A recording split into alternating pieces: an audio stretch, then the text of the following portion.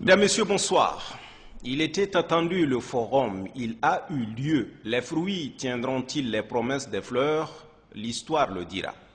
Les engagements ont tout au moins le mérite d'être sans équivoque. Tout au début, il n'aura échappé à personne que les fondamentaux en matière de développement durable dans notre pays ont très peu fait place à la masse critique paysanne. Déjà, cette idée, à la limite coloniale, qui veut que paysan rime avec arriéré, est à mon avis un faux postulat. Des solutions clés en main ont montré leurs limites. Désormais, nous, au Tchad, nous devrions arrêter de penser que notre monde rural est le problème, mais plutôt la solution. Simplement parce que sur un échantillon de 100 Tchadiens, 80 vivent en dehors des grandes agglomérations et toute l'économie est sous-tendue par cette population, mais paradoxalement et du fait probablement des orientations stratégiques importées, cette couche la plus nombreuse est restée la moins visible, la moins exposée, la plus exposée, j'allais dire, aux maladies, la moins couverte par les services de base, santé, éducation et addiction d'eau potable. Ce faisant, la courbe de la croissance est tirée vers le bas, PIB et PNB plus que faibles en toute logique.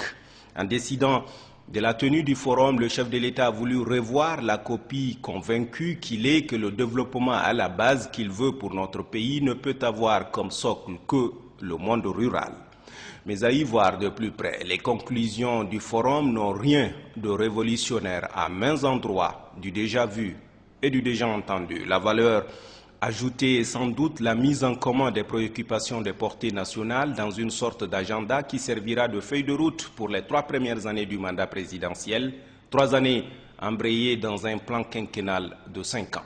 Le reste, tout le reste, participe d'un travail de suivi.